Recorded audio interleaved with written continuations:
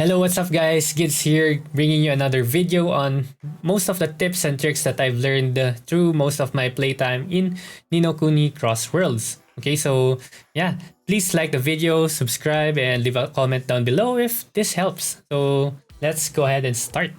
So for the first one over here is going to be deck management. So if you go to your menu character and then deck, you will be able to see here the multiple decks that you can set up for your character. And you can actually set up different kinds of decks over here so that you can navigate the world easier. So the decks that I recommend are your PvP, the triple elemental deck. So one for fire, one for water, one for earth, and one for light dark, right? So I have light dark here. I'm actually starting to create decks for mono elements, right? But anyways, it's up to you on how you want to create your decks, but that's the basic one. So PvP, water, earth, and fire, and light dark. So those are the three basic decks that you would want to have so that you will not have a hard time trying to re-equip equipments and your familiars. Also, another question that keeps coming around is how do you rename your deck? So if you click on your deck, you'll see the name over here and you'll see a pencil right beside it. And you can just type in your new deck name and click confirm. Okay, so that's for the decks. And for equipping the decks, down here below your special skills, you will see an icon over here that you can just press. And this one will automatically switch your decks for you. Okay, so there you go. Okay, another tip with decks is that when you enter labyrinths or the different power-up dungeons over here, for example, you're going to Familiar's Cradle and the element recommended over here is fire, you can actually change your deck over here. So down here, select the deck that contains your fire equipment, for example, so that once you enter into the Familiar's Cradle, you don't have to change your equipment. Same thing with the PvP one. If you go to Lava Valley, right, people are saying that your default is 1. Not really, because you can change it up here, right? You can change it here for whichever deck you actually want to use at the start of the PvP round, and later on, once the PvP has started, you can still change it from over here. But changing it from down here will take some time. That's why it's always going to be better to change it before the round starts or your battle starts. Okay, so just preset it over here, preset it for your all other dungeons that you have. For the power up dungeons, for this one you need water, right? So you just set up your water deck over here, and then for the pirate, just set up your earth deck over here.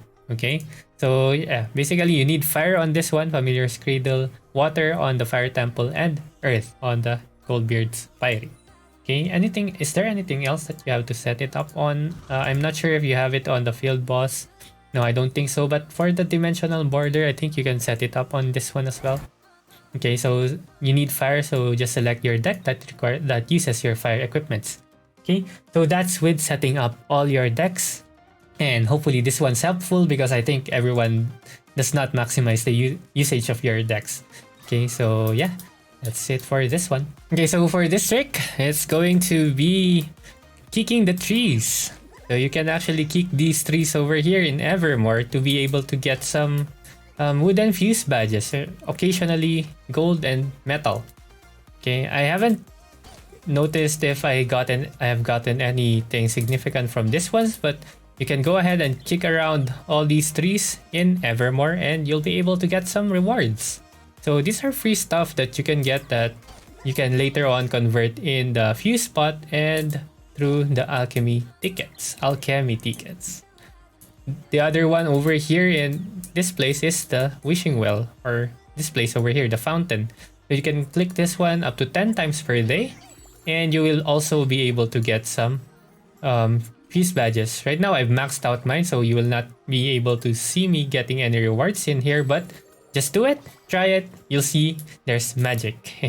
The other random things that you can do is actually go to these flowers over here and search them. You can actually get fuse badges from here again. And occasionally, yeah, higher rarity fuse badges and also hats. I think hats will drop from all of these things that I was showing you. But again, this has a limit per day. I've not checked how many times, but go ahead and check for yourselves. The other places is, or other stuff you can do is kicking crates and vases. Okay, so doing this will also give you some fuse badges and also occasionally makeups and hats. Okay, so for other places for the trees, there are also some trees over here, flowers. Okay, so yeah, those are the free stuff that you can actually get from the game. And if you get lucky, yeah, you can get some free codex entries for your characters and for your alts. So you can actually open the makeups, open the hats on your other characters and list them into your codex or your collection. Okay, so that's for this one. Free items, guys, free items. Okay, what's up, guys? So for this one, after alchemy actually goes away, you will be able to he will despawn and give you all this stuff over here, lucky boxes. But yeah, if you're not fast enough, it will go away. Just like this one. But yeah, whenever alchemy is out, you can check him out over here. There should be a timer for him when he's despawning. Okay, and you can also channel hop after he despawns and take all the lucky boxes. I actually forgot about the time. That's why I was only able to open up 2 boxes, but oh well. But that's your tip. Always be ready whenever alchemy despawns. So it's either he runs out of items on the lucky pot or he despawns based on his timer over here. So here you go. Every 30 minutes, you will see here, alchemy has a duration of 30 minutes. So if you get the chance, go for it, or wait for this one to go to 0. So at 0, you should be able to, or he will despawn and you will be able to see a lot of lucky boxes that you can open for a lot of badges. Okay, so that's it for this one. And there you go, I got another one over here.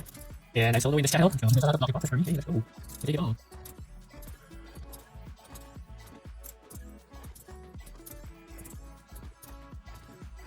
Man, this is a lot. I have to go to the over here. Oh, someone just done it all. Okay, I think that's done. Check another channel over here if there's anything left. Yep. And we take go. Easy there. There are people doing this, but not a lot of people know this. But yeah, now that I made a video. It's free loot. Let's have channel hop. Oh yeah, 90 seconds up. There might not be more than 90 seconds. Okay, this next trick is for the poor people like me on gold. So when you're buying potions, don't actually buy the medium or the large one. I don't think you would ever need it, because if you compare the max HP that's restored from it, 20% from small, you get 25 from medium, and then 30% from the large. Large is super expensive for the 30%, and it's a 10% increase from what you can get from the small, and medium is like a 5% increase from the small. So I don't see myself ever needing the extra 5% of the HP potion being significant. But I'm not sure with your characters, because I'm using an engineer, so I don't think I'll ever need the medium and large ones. And the thing with this is that I actually just noticed this one when I was doing this video. So I had a lot of medium potions in my bag. So yeah, after buying all these ones for like 30,000 gold, I regret it. But anyways, I'm still going to use it for now. And additional trick on this one that you can use, go to setting, game, and look for your auto use HP potion. So you look at this one, it's so inefficient, the use of my HP potion. So you have to bring it down to 75%. If you're using the medium HP potions, bring it up to 80%. 80% if you're using the small HP potions, and bring it down to 70% if you're using the large HP potions, just for the efficiency of it.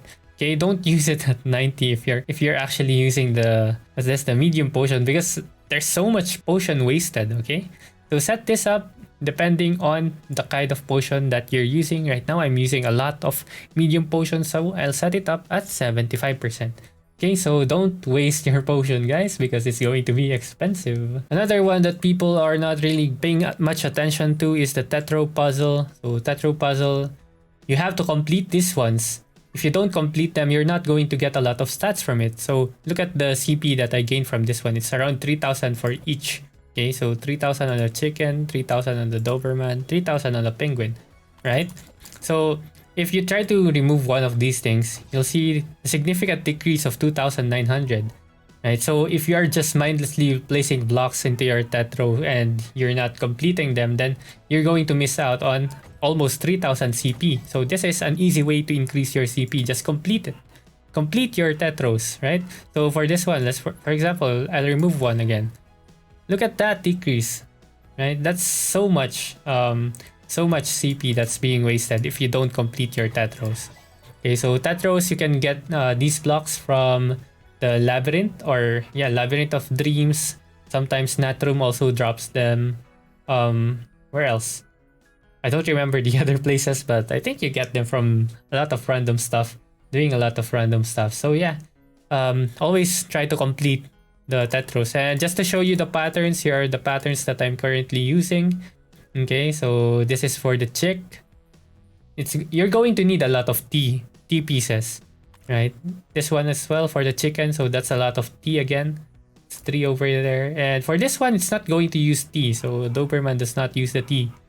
Right, so this is how I did it, and there's a lot of CP on this one. Well, it's because I have a 6-star block over here. And then this is for the penguin, so this one does not use, oh, it uses 1 T, but that's it. Okay, so I think the T is the most important puzzle part. And for the ones that have completed Natrum, so I'm just gonna show you how I plan to complete mine. So this is how it's going to look like. So you need an S pattern here, T pattern over here, Z pattern. Oh, is that the Z? Yeah, Z pattern over here, T pattern over here, and another Z over here. Okay, so that's how I'm planning to complete my Natrum pieces. And another thing that not many people know about the puzzles or the Tetros, it's going to follow the lowest star that you've put in. So you're going to get higher results or higher CP bonuses if you have a higher star rating for your puzzle. So if you look at this one, the lowest star that I've equipped is a 2-star. That's why it's going to follow 2 stars. But once I get to increase that to 2 stars, then I'm going to get an increase of 61 accuracy over here. So one gives me a bonus 142, 223, and 304. So use the best, or use the highest star numbers that you have for each of the puzzles. Next one is your enhancement transfer functionality. So if you go, over here on your equipment, polish, and enhancement transfer, there's actually a functionality in the game wherein you can transfer the enhancement of one item to another. For example, I want to enhance my Awaken 9 1-star rifle, and I see that there's a +8 over here. You can just click it and it will consume. So it will consume the material on the left and transfer the enhancements to the right. The problem with this is that it costs too much gold. Okay, so it's going later on in the long run, it's actually much better to just enhance another item instead of feeding it. Because one thing that we've discovered is that a +10 enhancement will require you to use 200 gems. 200 gems just to be able to transfer it. So let's make an example over here. Let's go to our equipments and unequip a +10 item. For example, this one. Let's unlock it and unequip. And let's unequip it from all the other decks that we have.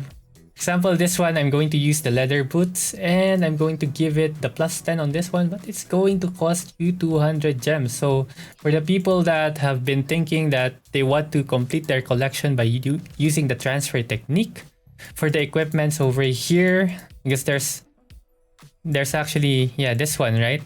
You want to transfer the +10 on this one to the 2-star, to the 3-star, and so on and so forth. Well, it's not really practical. Okay, so you just have to enhance everything. It's going to cost you a lot of diamonds if you want to do that. I think the threshold is +9 to be able to use the gold, but even then it's going to be super expensive already to be transferring the +9 to different kinds of equipment. Okay, so yeah, that's it for this one. That's it for this video. So if you learned something new, please hit the like button, subscribe, and probably share it with other people so that they learn a lot of new stuff from this as well. Okay, if you have any additional ones, let us know in the comments below. Let's try to make another compilation of all the tips and tricks that we find out. And that's it for this video. See you again next time. Bye bye.